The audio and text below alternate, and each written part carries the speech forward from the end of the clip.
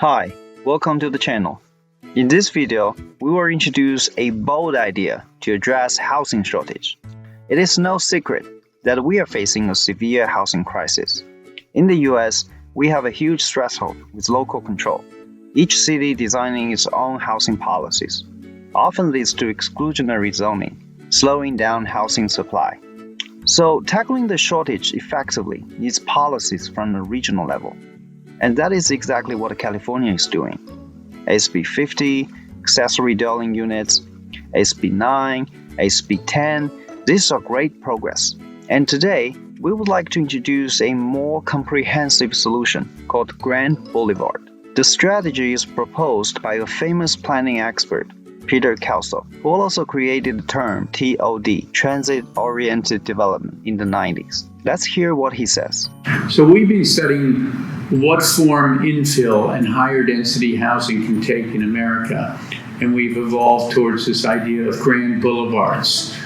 Think of them as reconfiguring our old suburban arterials that had been shaped around large parking lots and single-story retail with transit and bikeways and adequate sidewalks for everyday living.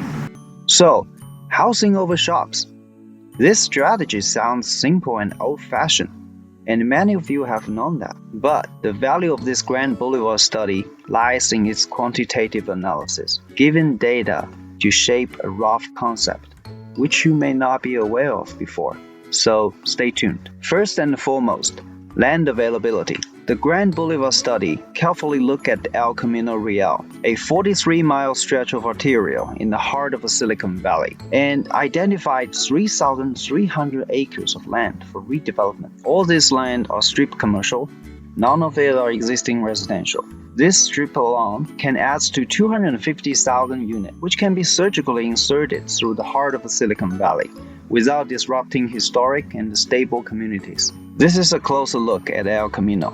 And everyone knows what the strip mall looks like, with 120 feet of right-of-way. In the age of Amazon, brick-and-mortar shops need to transform from a place that only sells merchandise to a place that offers interesting experience in a vibrant setting, and added housing is part of that recipe. Besides land availability and improved urban image, the Grand Boulevard strategy can bring tremendous environmental benefits, as all this housing are compact infill. When compared to average house in Bay Area, most of them single-family homes, the study shows that water use, energy use, driving, greenhouse gas, and household transportation costs will all go down tremendously. The study then expands to look at 5 counties in the Bay Area, where there are 400 miles of high-capacity transit and 300 miles of enhanced transit. Along these corridors, 15,400 acres of commercial land can be upzoned to mixed use, leading to potential 1,370,000 new housing units. If 15% of them are affordable, that would be more than 200,000 affordable units. And most of this housing will be delivered exactly in the kinds of place that are job-rich, greatly improving job-housing balance. Interestingly, these major arterials are mostly on safer ground, free from fire or flood risk, bringing additional environmental benefits. In terms of design, it is never one-size-fits-all. A variety of housing types can be added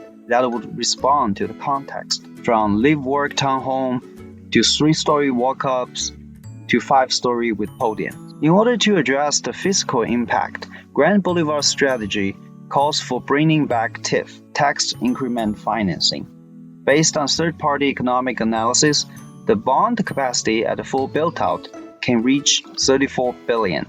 If we allocate 30% on housing, the affordable unit ratio will raise to 30%. And the study also calls for 20% of the TIF goes to transit improvement, effectively reducing car traffic, which is one of the top complaints from housing opponents. The added housing units and already strong job engines along this arterial are a perfect match for transit services, because transit only functions if it is close to housing and destinations. To sum it up, the Grand Boulevard strategy calls for statewide actions to, number 1, provide as-of-right mixed-use zoning for commercial parcels along major arterials. with design control and inclusionary requirements. Number 2, bring back tax increment financing to fund transit, affordable housing, parks, and local services. The strategy has a lot to offer, and almost every US city has at least one strip mall with struggling retail, so Grand Boulevard can bring positive changes nationwide. We hope to see it adopted in future policies in California and beyond. For your information, the software used in this study is called UrbanFootprint. You can find the link here. Thanks for watching.